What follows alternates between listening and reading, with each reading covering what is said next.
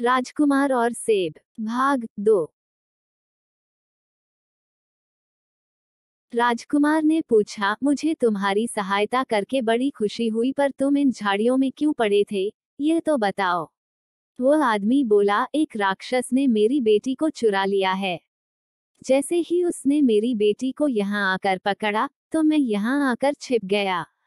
राजकुमार ने पूछा, तो क्या वह तुम्हारी बेटी को यहाँ से उठा कर ले गया है? हाँ, उसने उसको अपनी एक उंगली और अंगूठे के बीच में दबाया और ले उड़ा। मैं तो बिल्कुल गूंगा सा हो गया और खांस भी न सका। यह तो बड़ा बुरा हुआ। वो उसे किस तरफ ले गया है? वो उसे भूखे कुत्ते, थकी हुई जादूगरनी और खाई के पार बने दरवाजे के उस पार ले गया है। ऐसा उस छोटे आदमी ने राजकुमार को बताया। राजकुमार ने दोहराया, भूखे कुत्ते, थकी हुई जादूगरनी और खाई के पार बने दरवाजे के उस पार। मैं तुरंत ही जाता हूँ और तुम्हारी बेटी को लेकर आता हूँ। मगर वह देखने में है कैसी? उस आदमी ने जवाब दिया, गाल उसके सेब जैसे लाल हैं, आंखें उसकी सेब के बीज जैसी कत्थई हैं और स्वभाव उसका सेब के रस जैसा मीठा है। अगर तुम। यह सुनते ही राजकुमार को इंतजार कहाँ, इसी लड़की की तो तलाश थी उसको।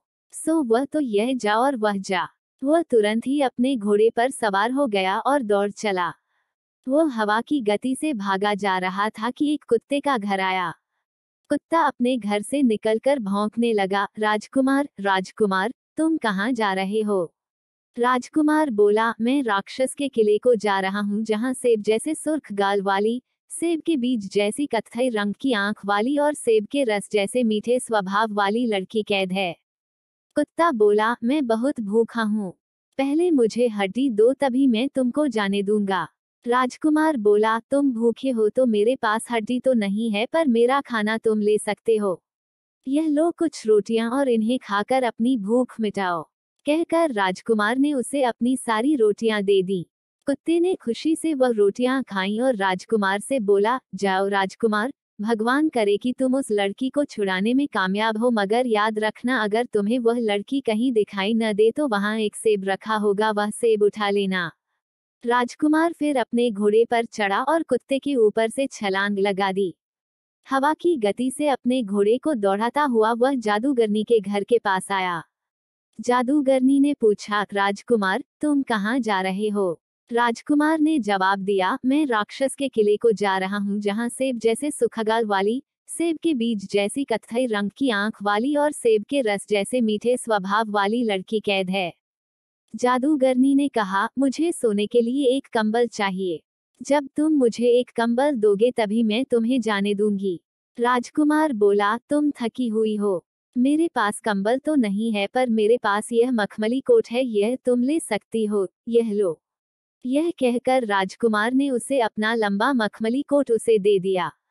जादूगरनी ने वह लंबा कोट अपने शरीर के चारों तरफ लपेट लिया और बोली, अब तुम जा सकते हो राजकुमार। भगवान करे कि तुम उस लड़की को छुड़ाने में कामयाब हो। पर हाँ, याद रखना, अगर तुम्हें वह लड़की न मिले तो वहाँ एक सेब रखा होगा, उसको जरूर उठा लेना। राजकुमार जादूगरनी के मकान के ऊपर से छलांग लगाता हवा की सी तेजी के साथ फिर उस लड़की की खोज में चल दिया।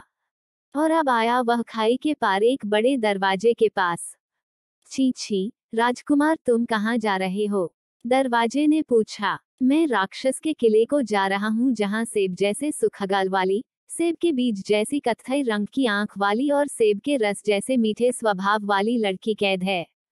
राजकुमार ने कहा, छी छी, पहले मेरे जोड़ों में तेल लगाओ, तभी मैं तुम्हें यहाँ से जाने दूंगा। दरवाजे ने कहा। राजकुमार बोला, ओह, तुम्हारे जोड़ों में तो बहुत जंग लगी है। मेरे पास कोई तेल तो नहीं है, हाँ थोड़ा साबुन है, वही ले लो। कहकर उसने दरवाजे के जोड़ों में थोड़ा सा साबुन लगा दिया। दरवाजा खुश होकर बोला, जाओ राजकुमार जाओ, भगवान करे कि तुम उस लड़की को छुड़ाने में कामयाब हो, पर एक बात याद रखना, अगर तुम्हें वहां वह लड़की दिखाई न दे तो वहां एक सेब रखा होगा, उसको जरूर उठा लेना। राजकुमार ने दरवाजे के ऊपर से छलांग लगाई और फिर घोड़ा नचाता चला गया। आखिर वह राक्षस के किले पर पहुंचा। वह सीधा घोड़े को सीढ़ियां चढ़ाता सामने वाले दरवाजे पर पहुंचा। वो किले के पीछे पहुंचा पर उसे न तो वहां कोई राक्षस दिखाई दिया और न ही वह लड़की। वो आगे वाले कमरे में गया पर वहां भी उसको कोई दिखाई नहीं दिया। वो रसोई में गया, वहां भी उसे न राक्षस दिखाई दिया न वह लड़की। अब वो उस राक्षस के सोने के कमरे में पहुंचा। वहां उसने खर्राटों की आवाज सुनी। उसने अंदर झांक कर देखा तो राक्षस गहरी नींद सो रहा था और पास ही एक तश्तरी में एक सेब रखा हुआ था। तभी राजकुमार को याद आया कि सभी ने उससे क्या कहा था। हाँ, हाँ, अगर तुम्हें वह लड़की वहां दिखाई न दे तो वहां एक सेब रखा होगा, उसको जरूर उठा लेना। सो उसने हाथ बढ़ाकर वह सेब उठा लेना चाहा पर उसके छूने से पहले ही वह सेब एक लड़की में बदल गया जिसके गाल सेब की तरह सुर्ख थे और आंखें सेब के बीजों की तरह कत्थई रंग की थीं। लड़की ने रोकर कहा, राजकुमार, मुझे बचा लो। राजकुमार बोला, आओ चलें, मेरा घोड़ा नीचे खड़ा है। और वे दोनों वहां से भाग लिए। राजकुमार ने लड़की को घोड़े पर बिठाया और दौड़ चला। तभी राक्षस की आंख खुल गई। वो वहीं से चिल्लाया, दरवाजे, दरवाजे, रोको उसे। दरवाजा बोला, मैं नहीं रोकूंगा उसको, उसने मेरे जोड़ों में साबुन लगाया है।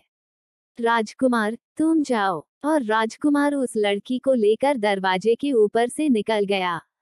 अब राक्षस उनके पीछे भागा और चिल्लाया, जादूगरनी, जादूगरनी, उसे रोको, देखो वह जाने न पाए। जादूगरनी बोली, मैं नहीं रोकूंगी उसे, उसने मुझे सोने के लिए मखमली कोट दिया है। राजकुमार, तुम जाओ, भाग जाओ यहाँ से। और राजकुमार अपना घोड़ा दौड़ाता हुआ वहां से चला गया। राक्षस अपनी पूरी गति से भाग रहा था। वो फिर चिल्लाकर बोला, ओ कुत्ते, रोक ले उसको, जाने नहीं देना।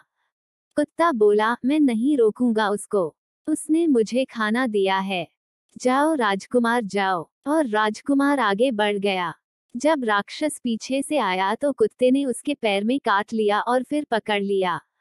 राजकुमार भागता ही गया और भागता ही गया जब तक कि वह झाड़ियों की कतार नहीं आ गई जहां उस लड़की का पिता छिपा हुआ था। घोड़े की टाप की आवाज सुनकर वह आदमी फिर से वहीं छिप गया था। राजकुमार ने फिर उसकी टांग पकड़कर उसको बाहर निकाला। असल में वह आदमी घोड़े की टाप की आवाज सुनकर डर गया था और फिर से झाड़ियों में छिप गया था। उसे अपनी बेटी पाकर बड़ी खुशी हुई और राजकुमार के कहने पर उसने अपनी बेटी की शादी राजकुमार से कर दी। राजकुमार को अपनी मनपसंद पत्नी मिल गई थी। वो उसको लेकर खुशी खुशी घर वापस आ गया और उससे शादी करके आराम से रहने लगा।